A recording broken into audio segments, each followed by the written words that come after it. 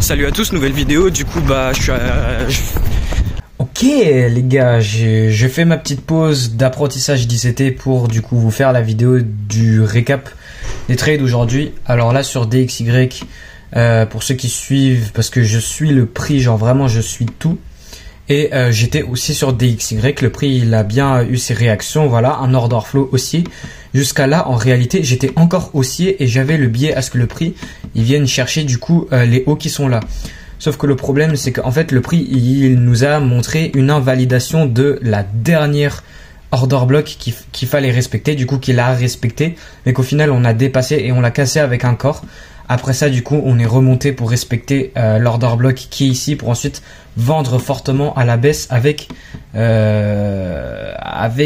non, l'annonce économique du dollar c'était ici.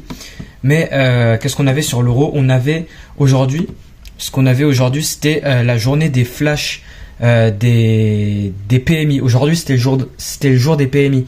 Donc aujourd'hui sur l'euro il y avait le flash manufacturing PMI des manufacturing plus les services pour du coup le French, les Français pour l'euro, et même chose pour les Allemands.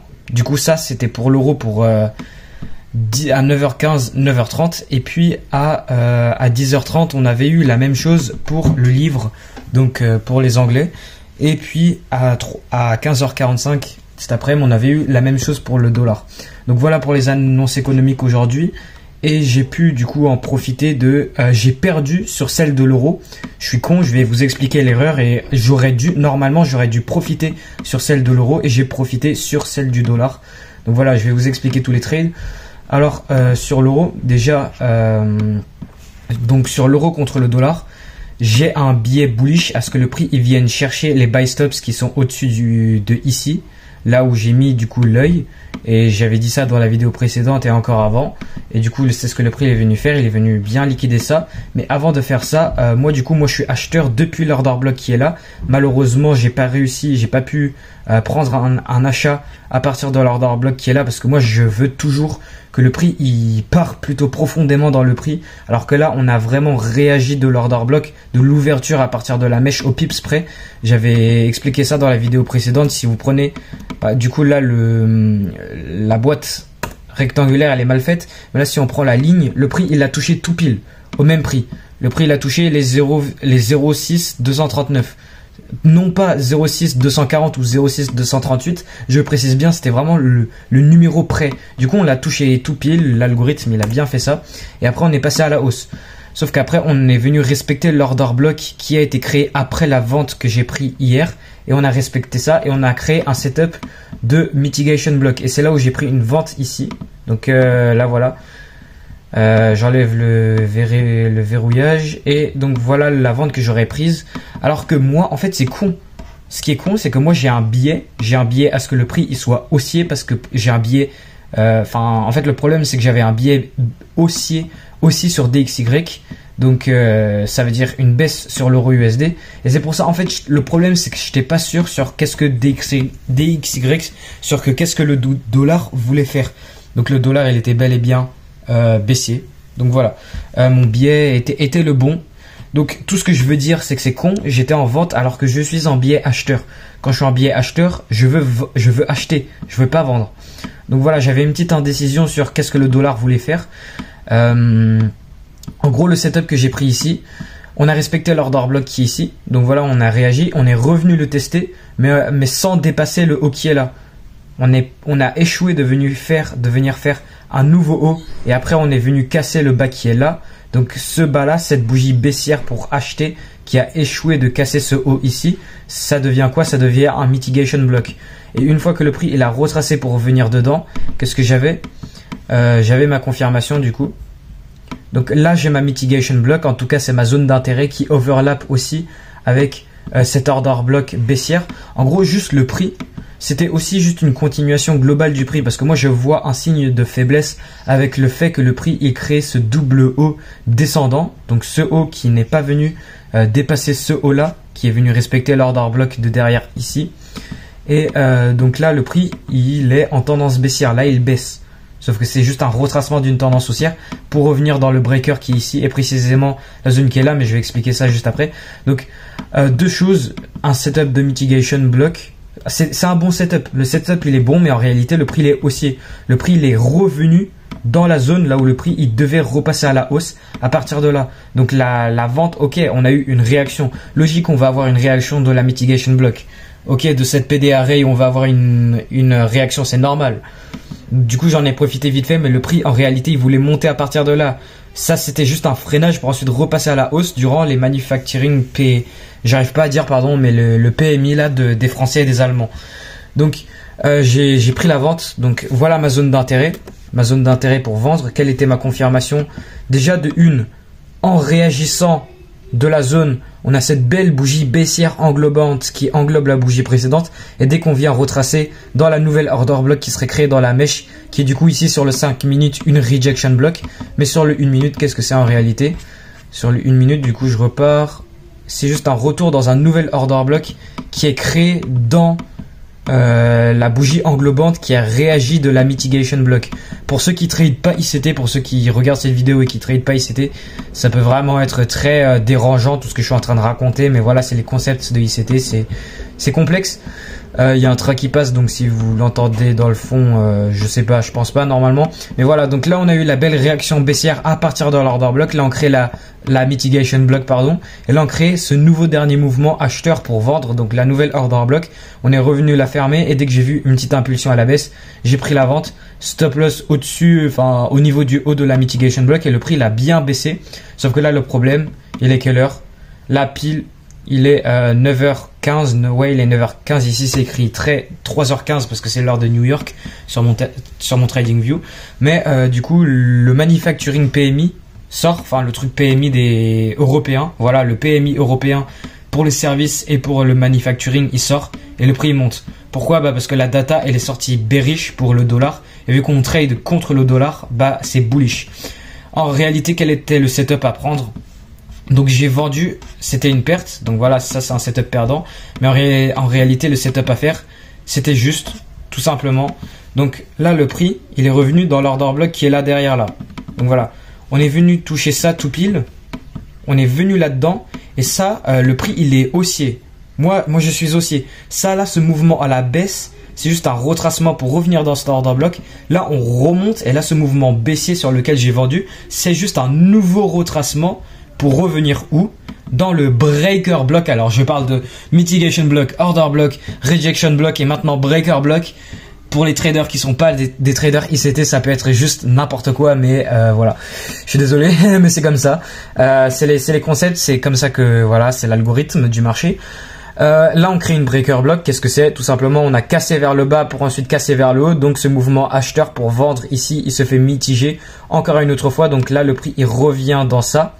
Et très précisé. Donc voilà, c'était là où le prix, normalement, quel aurait été le trade, juste pour acheter, stop loss en dessous du breaker block. Voilà, on achète là, donc ignorer l'outil de la vente qui est là, je l'ai gardé encore. Et là, du coup, on vise le haut qui est là, le premier haut qui est là, et globalement, la cible tout en haut, là où il y a l'œil que j'ai depuis 2 jours. Donc j'ai un billet haussier et moi j'ai vendu, je suis un peu con, mais voilà, donc voilà le trade qui aurait dû être pris. Et là, durant l'après-midi, j'ai pris cet autre achat. Donc ça aurait été un double trade gagnant d'aujourd'hui. Et ça aurait été juste parfait. Ça aurait été une journée juste parfaite. Sauf que c'est pas le cas. Donc, et pour vous mettre à jour de là où est-ce que j'en suis sur ma propre firme, là je suis à tout pile moins 1% de drawdown ce mois-ci. Parce que c'est un mois à peu près nul. C'était un mois pas ouf. Donc voilà, là je suis à moins 1%. Et on est le 23 avril. Fin du mois, donc j'espère pouvoir remonter en ce fin de mois. C'est large faisable. Si demain ou après-demain ou vendredi, même vendredi non, mais si demain ou après-demain on a une journée comme ça. Donc voilà, ça aurait été le trade de base d'aujourd'hui. Billet haussier. Là on a le setup haussier. J'avais un mini setup baissier, mais en réalité c'est invalide. Pourquoi? Parce que le prix il est haussier. Donc voilà, setup haussier. On prend l'achat et on vise quoi? La cible que j'avais depuis il y a 2 jours. Donc la cible qui est là. Et le prix il est venu, il a smash ça durant les PMI. Donc voilà, le prix il a bien monté et il a tué ça. Alors pour la suite, et aussi C'est ça la magie de ICT. Ici, on a un setup licorne. En gros, un setup licorne, c'est quand on a un breaker block qui overlap. Enfin, on a un c'est quand on a un fair value gap qui reste à l'intérieur du breaker block. Et en gros, bah là, on a ce fair value gap qui reste ici. Vous voyez, c'est chirurgical. Le prix, il est venu là où est-ce qu'il s'est arrêté. Ok, il est venu dans le breaker block, mais précisément où est-ce qu'il s'est arrêté? Dans le fair value gap qui se trouve ici. Donc pour les traders ICT, vous savez ce que c'est un fair value gap. On a cette mèche là et le trou de liquidité qui est là. Donc le prix, il est revenu et il s'est arrêté pile poil là. Donc si jamais tu as de l'expérience et t'aurais fait le ouf. Donc stop loss quand même en dessous du breaker block, hein, on va pas abuser non plus, mais entrer sur l'ouverture de cette fair value gap.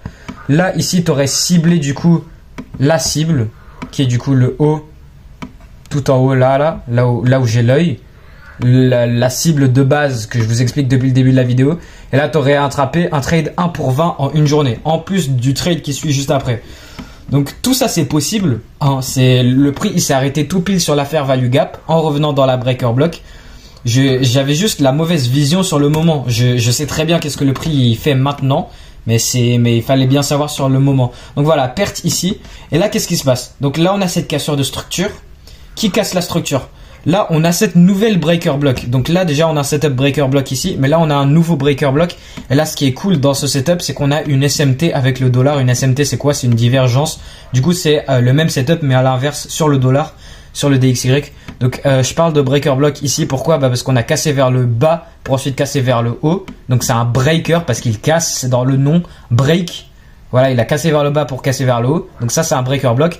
On est revenu le fermer. J'ai attendu la confirmation. La confirmation c'était quoi? Fallait juste casser le haut là parce que ce haut c'est le haut qui a créé la cassure du bas qui est là. Donc si on a la cassure du haut qui est ici, c'est un market structure shift. Dès que le prix il a percé ça, voilà, il a bien monté. J'ai directement placé l'ordre limite sur le retest de la cassure. Donc sur le retest. Et pourquoi est-ce que ça a marché? Donc les traders support et résistance, ils vont voir ça comme une ancienne résistance qui maintenant fait preuve de support. Et là tu prends ton achat. Eux, leur confirmation, en plus de ça, si tu voulais une confirmation encore plus profonde, là tu as cette bougie haussière englobante qui englobe la bougie baissière précédente en revenant tester cet ancien niveau de résistance qui est maintenant support. Mais en réalité c'est quoi? C'est juste une nouvelle breaker block. Pourquoi? Parce qu'on a cassé vers le bas pour ensuite casser vers le haut. Ou ouais, bon, globalement vous avez capté, l'idée c'est juste d'être dans la position parce que là le prix il m'a montré qu'il veut monter à partir de ce breaker block. Donc moi je vais être dans un achat. Donc voilà, j'ai placé l'ordre limite sur le retest de la cassure et j'ai bien fait parce que le prix il a touché ça et il est revenu à mon break-even, il est repassé au négatif, mais c'est là où le manufacturing, les services, enfin la data qu'on avait eu pour l'Europe et pour le GBP, on a du coup la même data pour le dollar. Et qu'est-ce qui s'est passé? Moi je l'avais même dit dans mon canal Telegram. Donc voilà, à 15h45 FR, je suis bearish sur ça, sur DXY. Donc sur ça j'étais bearish sur DXY. J'ai annulé une vente sur laquelle j'étais sur XAO et du coup l'or il avait monté. Mais bref, en tout cas j'étais sur la vente sur, voilà, là, merde, pourquoi ça fait ça? J'étais sur la vente sur l'euro et pour moi j'avais du coup le biais à ce que la data pour le dollar soit bearish pour le DXY. Pourquoi? Parce qu'on l'avait eu bullish sur l'euro, sur les datas GBP et sur l'euro. Donc pourquoi est-ce que ça serait l'inverse sur je sais pas, genre pour moi c'était juste de la logique. C'est pas une histoire de connaissance, mais c'était juste, voilà. Là j'avais eu un petit peu de la chance parce que si jamais ça aurait été l'inverse, mais il y a des très faibles. Encore une fois, le trading c'est plus de la probabilité. Le prix est 100% prédictible parce que tout est imprimé par l'algorithme, par le composite man. Mais c'est encore un jeu de probabilité, donc il y avait plus de probabilité que ces datas elles sortent bearish pour le dollar que bullish. Donc voilà, le prix après le prix il allait dans la direction. Et de toute façon, les annonces économiques c'est toujours juste des catalystes, des accélérateurs pour là où l'algorithme il veut aller. C'est juste des accélérateurs. L'algorithme, tout ce qui est codé dans le prix, tout ce qui est fait dans le prix, est juste les annonces économiques, c'est juste pour refléter, pour amener plus de liquidité dans le marché, pour accélérer le prix. Là, le fait que le prix a été haussier sur les datas bullish sur l'euro et le GBP, bah, c'était juste en revenant sur le breaker block parce qu'en réalité on était bullish parce que depuis le début on est bullish sur l'euro et moi j'avais l'intention à ce qu'on vienne chercher le haut qui est là et c'est ce qu'on est venu faire à la fin de la journée quoi. Enfin déjà rien que là on est venu le sweep là et moi le problème, moi j'avais vu, j'étais sur TikTok, j'avais vu un mec, il avait vu comme ce haut se faire sweep, donc là maintenant on vend. Ici, il a vendu sur l'order block qui est là-dedans. Ok, il a vendu, ok, il a graille, mais le problème c'est que le prix il est aussi à partir du breaker block. Donc deux traders ICT, un qui a raison, un qui a tort, un qui voilà, moi j'avais raison, lui il avait tort. Mais voilà, on peut chacun tant que t'es rentable, voilà, c'est l'essentiel. Et donc voilà. Pour aujourd'hui, perte alors que j'étais haussier. De base, ça c'était le setup, fallait acheter sur ce breaker block. Et si t'es vraiment un pro, sur la petite zone orange qui est du coup la fair value gap raffinée à l'intérieur du breaker block, c'est là où tu aurais attrapé du très gros RR. Donc voilà, le trade numéro 1, j'ai compris ma perte et c'était plutôt con. Et du coup, j'ai bel et bien compris le setup que j'aurais dû prendre de base. Déjà que de base, j'étais censé acheter là. Le prix il a retourné ici. Donc j'étais censé acheter sur l'order block qui est ici, mais c'était en fin de journée hier. J'avais attrapé la vente, je me suis dit ah ok, j'ai eu mon 3 RR pour aujourd'hui, j'arrête de trader.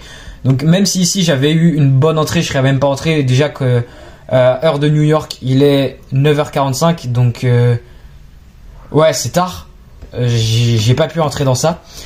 Donc voilà, perte puis gain. Gain et aussi du coup pour confirmer ce trade là sur le breaker block. Du coup bien évidemment on avait exactement la même chose mais à l'inverse sur le dollar. Là on a cette belle zone de breaker block ici sur le dollar, puisqu'elle a cassé vers le haut pour ensuite casser vers le bas, en revenant dans l'order block ici, en causant cette displacement baissière à partir de l'order block. Du coup, ça c'est le breaker block à venir fermer. Et vous voyez, le prix c'est chirurgical. Enfin, c'est pas si chirurgical, mais en mode, voilà. Regardez, mais les gars, c'est pas une coïncidence. La raison pour laquelle on a eu cette mèche qui a dépassé le haut du breaker block, regardez, on a eu 0 corps. On n'a pas eu de corps qui dépasse le haut du breaker block. On a eu une mèche et ça compte pas. La mèche pourquoi? Parce qu'on a un peu de gap laissé derrière ici. Voilà, on a juste du gap, on a juste ça, tout ça c'est une liquidity void pour ceux qui trade ICT. Enfin voilà, si vous êtes jusqu'à là et que je vous ai pas trop perdu, c'est que vous tradez ICT et que vous savez ça c'est une liquidity void. On est juste revenu fermer plus sans casser la breaker block parce que si on venait casser avec un corps, on casserait la breaker block. Et là après bah voilà, on avait le même setup mais à l'inverse sur le dollar et moi j'avais le setup mais à l'inverse sur l'euro. Donc ça c'est une SMT divergence. Donc voilà pour les trades d'aujourd'hui. Je suis à moins 1% sur mon drawdown sur ma propre firme. Et puis voilà, on continue le parcours, on continue d'aller à la salle et on continue d'apprendre ICT, on continue de devenir meilleur chaque jour. Et j'espère que la vidéo aujourd'hui vous a plu si vous êtes un trader ICT ou si vous êtes juste un trader. Parce que j'avais fait sur la vidéo d'hier qui dure une demi-heure, j'avais fait tout un blabla en expliquant que tout marche. C'est juste le trader qui donne le pouvoir à ce que sa stratégie marche. En réalité, tout le monde trade la même chose.